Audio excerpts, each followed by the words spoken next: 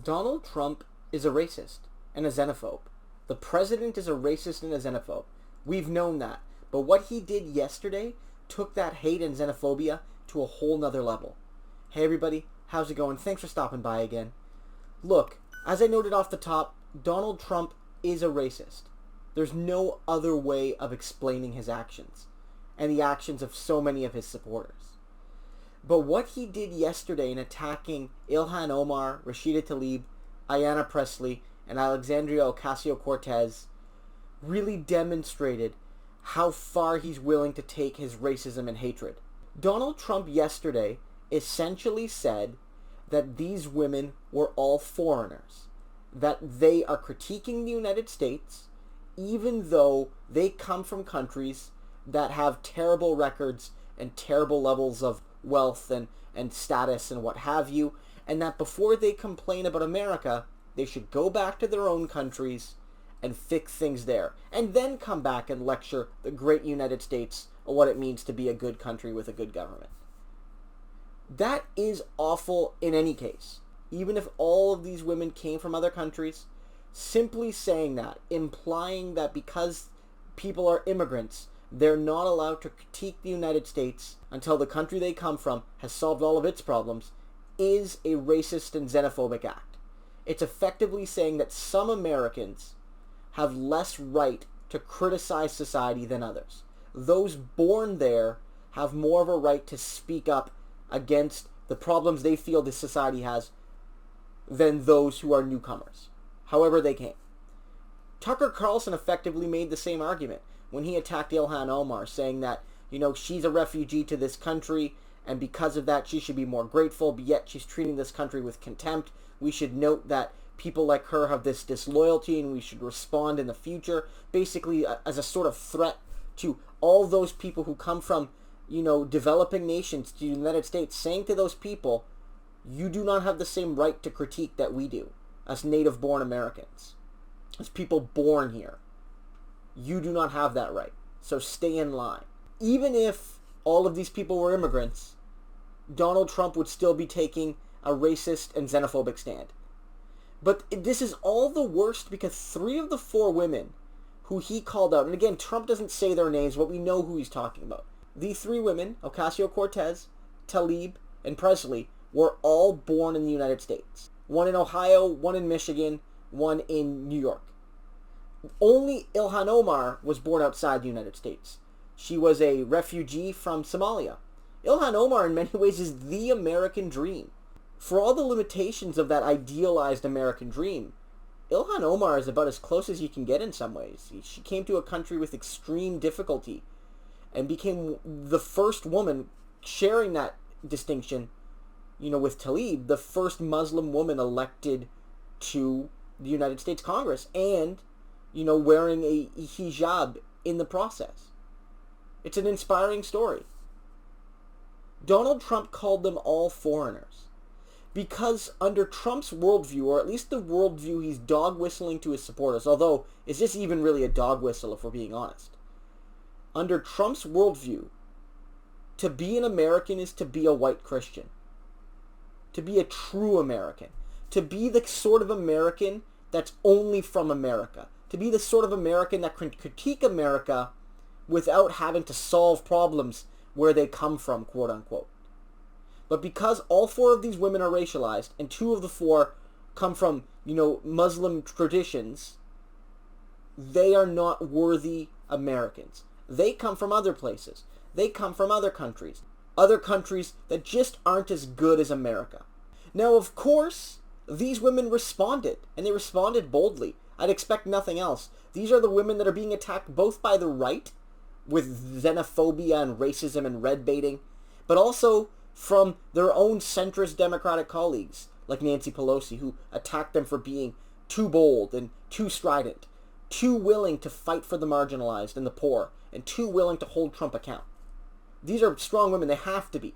If they weren't strong women, they couldn't withstand what they're going through. They've responded. And I think Alexandria Ocasio-Cortez put it absolutely the best when she suggested all this shows that Donald Trump can't envision of an America where people like her and her colleagues are equal citizens to people like him. That he can't see of an America where people like her are really American, are truly American. Now, of course, he can't deny the fact that there are people with citizenship who don't look like him, but, this real idealized form of an American, which is rooted in being, a white Christian. That sort of white Christian nationalism that permeates Trumpism. And the implication here is clear. If you're not white and you're not Christian, even if you've been born here, even if you've lived here for, the majority of your life, you're not really a true American. You're always a come from away.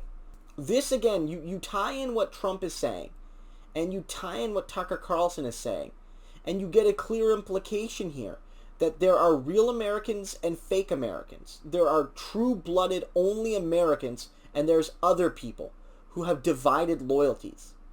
And you can't disconnect this from the wider context of Trump's dehumanization of people at the border. You cannot. Not only were some of these women amongst the harshest critics of Trump's concentration camps, so there's that connection there, but the dehumanization of migrants, of undocumented people crossing the border, is directly connected to this idea that people like Tlaib and Presley and Ocasio-Cortez and Omar are not real Americans. That they're seen as illegitimate in relation to the other people who serve in Congress and in the Senate and in the presidency because of their race or their religion, or both. And the same sort of dehumanization, the same sort of othering, the same sort of delegitimization of their right to be here, of their human dignity, of their right to speak, is being levied against the undocumented people in the camps. And I have to say, as a Canadian, we're not doing nearly enough to speak out against this. Our two main political parties, our two biggest political parties, the Liberals and Conservatives, they haven't done nearly enough.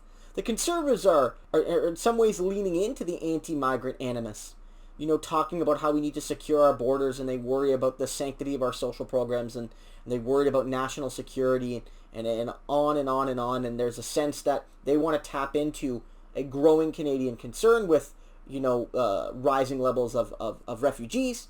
But Justin Trudeau isn't a whole lot better. Of course, as we remember, Justin Trudeau tweeted, not in direct response, of course, but it was not a coincidence that he tweeted right after Trump's, Muslim ban that Canada would welcome all people.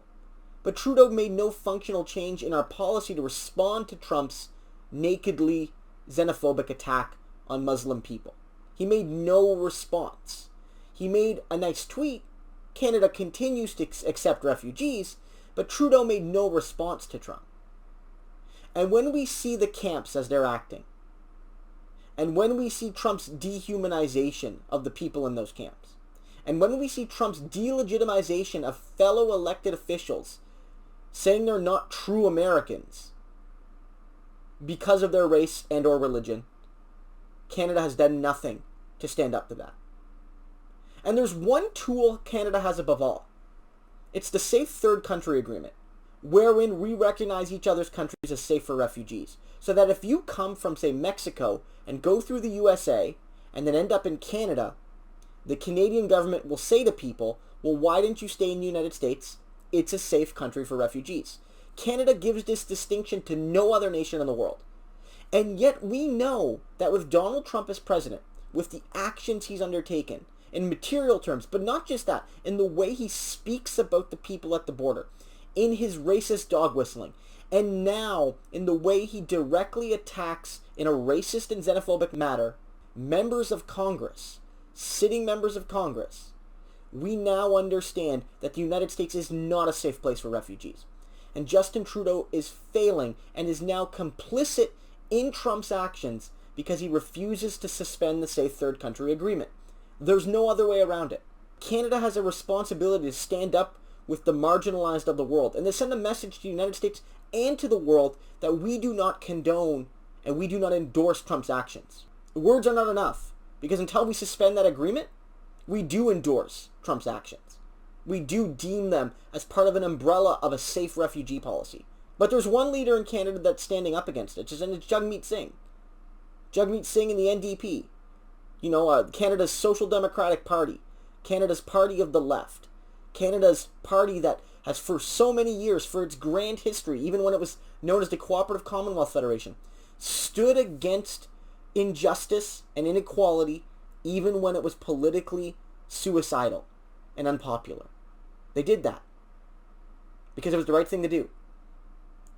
And the NDP, in the last couple years, has called for the suspension of the Third Country Agreement, even before Trump started directly attacking people like Ocasio-Cortez and Tlaib and Omar and Presley in such a direct and disturbing manner, and even before we got a real, true sense for the nature of the camps along the U.S. border. The NDP has called for the suspension of that agreement. And Jagmeet Singh has also given, personal notes of solidarity to Presley and Omar and Tlaib and Ocasio-Cortez, because he knows what it's like to be a trailblazer in politics. He's the first Canadian person of color to lead a major federal party.